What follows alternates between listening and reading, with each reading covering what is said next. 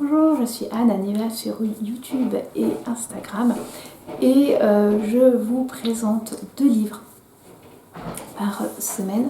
2 livres que j'ai pu lire il y a plus ou moins longtemps. La semaine dernière, je vous avais parlé de livres fantastiques, j'en ai encore 2 autres à vous présenter. J'ai pas voulu vous faire un gros épisode vous présentant les 4. J'ai préféré diviser parce que j'aime bien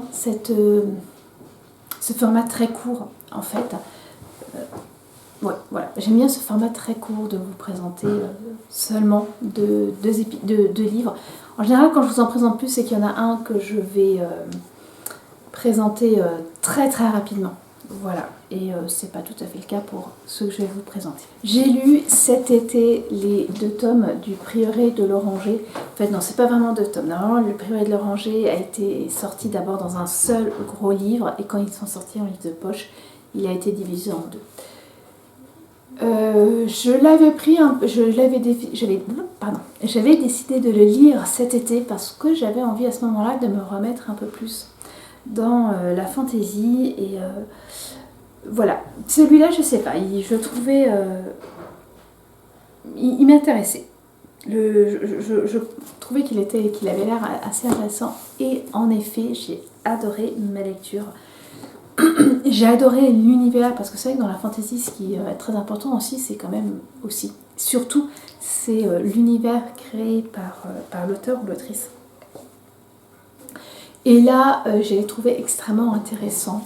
On va suivre principalement dans ce monde 2 royaumes. Non, d'ailleurs, pas 2 royaumes. Un royaume et un rénome. Dans ce rénome, c'est une dynastie de reines qui règnent les unes après les autres.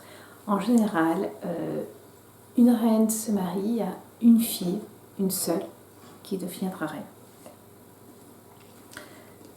Ça fait plus de 1000 ans que ce rénome existe. La reine doit absolument donner naissance à une héritière, mais l'ambiance du palais est un peu bizarre.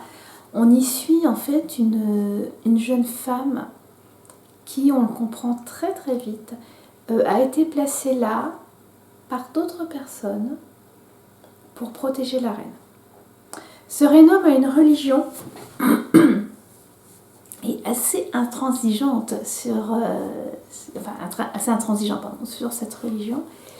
Et la jeune femme que l'on suit, Ead, elle a une autre religion. Elle est pourrait être considérée comme hérétique, mais elle s'est glissée dans la religion du royaume.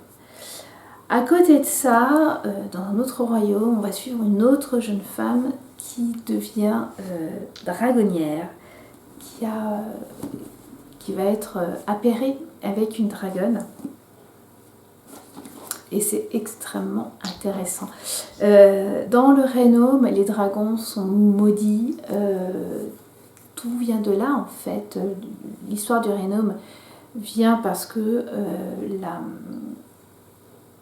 la première reine a aidé un chevalier à abattre le sans-nom. Donc on voit déjà l'antagonisme entre ces deux royaumes, enfin entre le royaume et le rénome. Mais là actuellement, les dragons reviennent de plus en plus.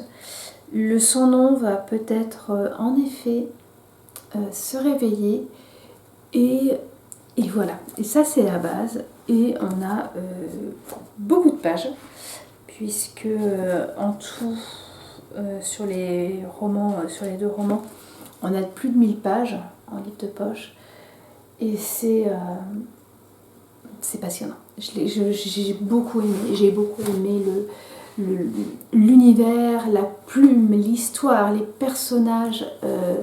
Il y a des personnages que j'ai détestés, mais voilà, il y en a que j'ai vraiment aimé. Aucun ne laisse vraiment indifférent. Ça a vraiment été un moment quand je les ai lus où j'étais dans un autre univers. C'est vraiment ce que je recherche avec des livres. Et je les ai conseillés à ma fille. Pour l'instant, elle ne les a pas lus, je ne désespère pas.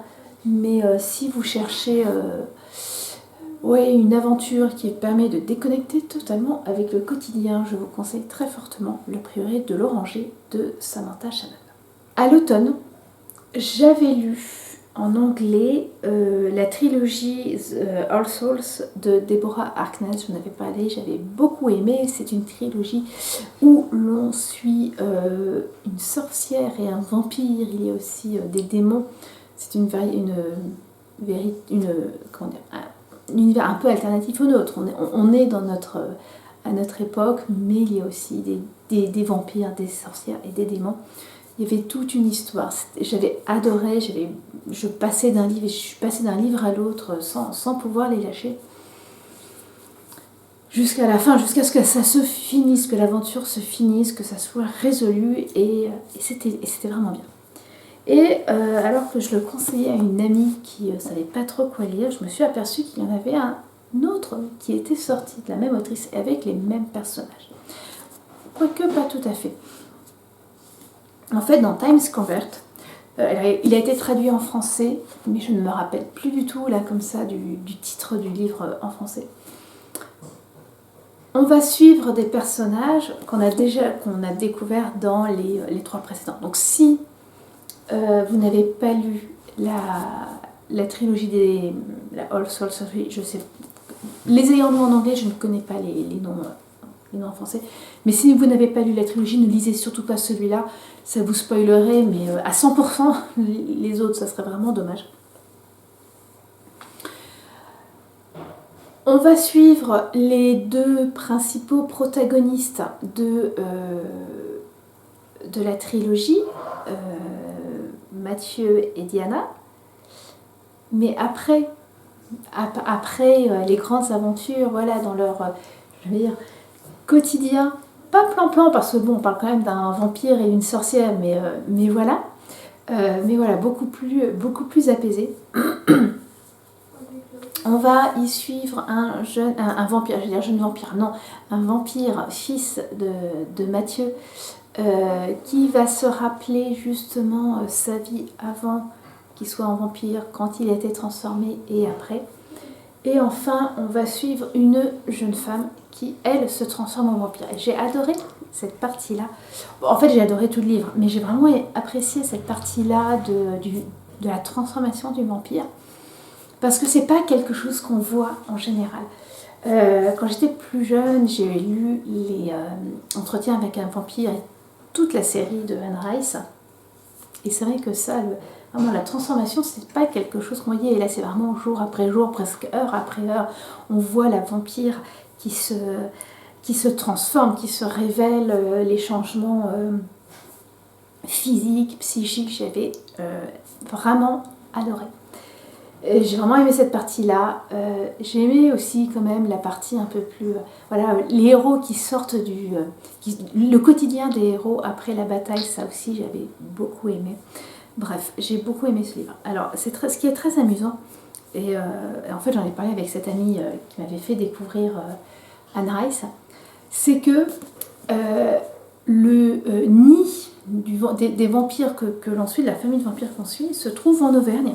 Mais je ne sais pas si tu te rappelles, justement dans Anne Rice, un des vampires vient de France et vient plus spécifiquement d'Auvergne. Donc en fait, on se demande, toutes les deux, est-ce que l'Auvergne n'est pas pour les Américains la Nouvelle-Transylvanie? Voilà, c'est une question à se poser. J'avoue que c'est une question que j'aimerais bien poser à l'autrice, pardon. Peu de chances que je la rencontre. Mais je sais que si un jour je n'avais la possibilité, je lui demanderais pourquoi l'Auvergne? C'est la Transylvanie pour vous ou quoi? J'en suis ravie, hein, j'adore cette région puisque j'y ai vécu quand même de nombreuses années et mes parents y habitent encore. Mais pourquoi l'Auvergne? Voilà. Est-ce que justement c'est parce qu'elle a lu Anne Rice et qu'elle a continué en imaginant ce... Je ne sais pas, mais voilà. Si vous avez lu les 3 premiers, continuez avec celui-là. Si vous n'avez pas lu les 3 premiers, mais qu'attendez-vous? C'est vraiment là aussi, comme dans le Prieuré de l'Oranger, je trouvais que c'était vraiment une possibilité de sortir du quotidien. On est vraiment totalement happé dans cette histoire. Et Dieu sait qu'on en a besoin, parfois, d'oublier un peu le quotidien. Voilà, c'est tout pour la fantaisie. J'espère en lire d'autres, mais je sais pas non plus ce que je recherche le plus. Et ceci dit, si vous avez des titres, n'hésitez pas. Hein. Vous savez, je suis toujours preneuse de titres de livres. Sur ce, je vous laisse. On se retrouve la semaine prochaine. Et d'ici là, lisez bien.